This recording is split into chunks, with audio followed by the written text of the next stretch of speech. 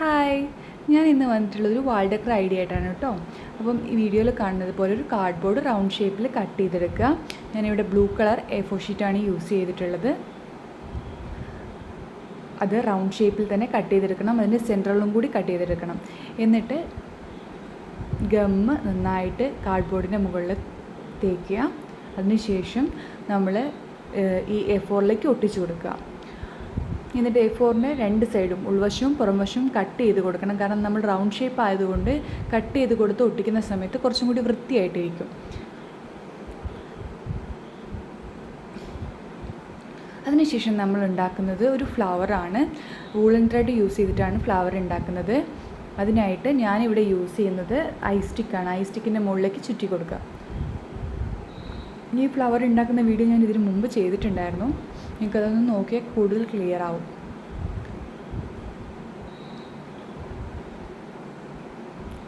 നന്നായിട്ട് കെട്ടിക്കൊടുക്കണം, ഇല്ലെങ്കിൽ അഴിഞ്ഞു പോവും. നന്നായിട്ട് ടൈറ്റായിട്ട് കെട്ടിക്കൊടുക്കുക.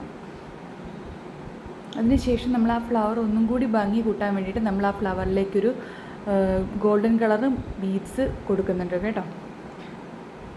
അതിന് ഗ്ലൂ ഗണ്ണാണ് ഞാൻ ഉപയോഗിക്കുന്നത് ഇവിടെ ഒട്ടിക്കാൻ വേണ്ടിയിട്ട്. എത്ര ഫ്ലവറാണോ വേണ്ടത് അത്രയും ഉണ്ടാക്കിയെടുത്ത ശേഷം ഓരോന്നായിട്ട് നമ്മൾ ആ കാർഡ്ബോർഡ് പീസിൻ്റെ മുകളിലേക്ക് ഒട്ടിച്ചു കൊടുക്കുക.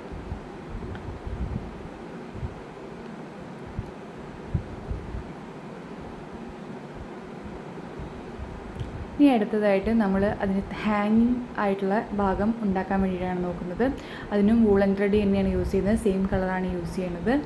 അത് വീഡിയോയിൽ കാണുന്ന രീതിയിൽ ചുറ്റിയെടുത്ത് കെട്ടിക്കൊടുക്കുക.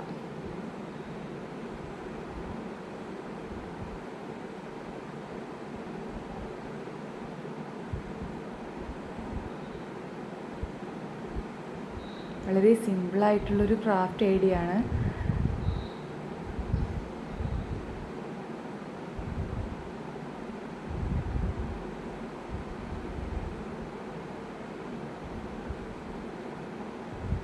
വീട്ടിലൊക്കെ ഹാങ് ചെയ്താൽ വളരെ നല്ല ഭംഗിയായിട്ടുണ്ടാവും. എല്ലാവരും ഒന്ന് ട്രൈ ചെയ്ത് നോക്കുക. കെട്ടിയ ശേഷം അതിൻ്റെ അടിഭാഗം കട്ട് ചെയ്ത് കൊടുക്കുക. കട്ട് ചെയ്ത് കൊടുത്തതിന് ശേഷം എല്ലാം ഒരേ വലിപ്പത്തിൽ ഒന്നും കൂടി കട്ട് ചെയ്യുക.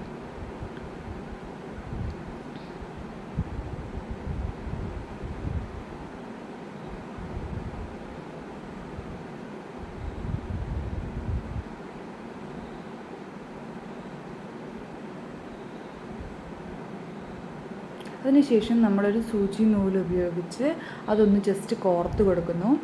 എന്നിട്ട് ഓരോ മുത്തുകളായിട്ട് കോർത്ത് കൊടുക്കുന്നു. ഞാൻ ഇവിടെ ഗോൾഡൻ കളറും വൈറ്റ് കളറും മുത്തുകളാണ് യൂസ് ചെയ്തിട്ടുള്ളത്. നിങ്ങൾക്ക് ഇഷ്ടമുള്ള കളേഴ്സ് യൂസ് ചെയ്യാം.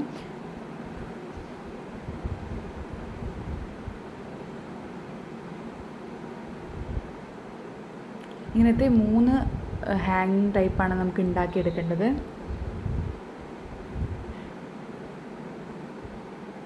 ഇനി നമുക്ക് ഈ കാർഡ്ബോർഡ് പീസിലേക്ക് ഇവ ഒട്ടിച്ചു കൊടുക്കണം. സെൻട്രലെത്തത് ഞാൻ കുറച്ച് നീളം കൂടുതലായിട്ടും ബാക്കി രണ്ടെണ്ണം സെയിം നീളത്തിലുമാണ് എടുത്തിട്ടുള്ളത് കേട്ടോ.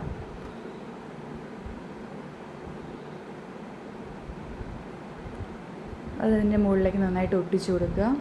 ഞാൻ ഫെവിക്കോൾ തന്നെയാണ് കേട്ടോ ഫുള്ളായിട്ട് യൂസ് ചെയ്തിട്ടുള്ളത്. ആകെ ബീഡ്സ് ഒട്ടിക്കാൻ വേണ്ടി മാത്രമാണ് ഞാൻ ഗ്ലൂ ഗൺ യൂസ് ചെയ്തത്. ബാക്കി ഫുൾ ഫെവിക്കോൾ തന്നെയാണ് യൂസ് ചെയ്തിട്ടുള്ളത്.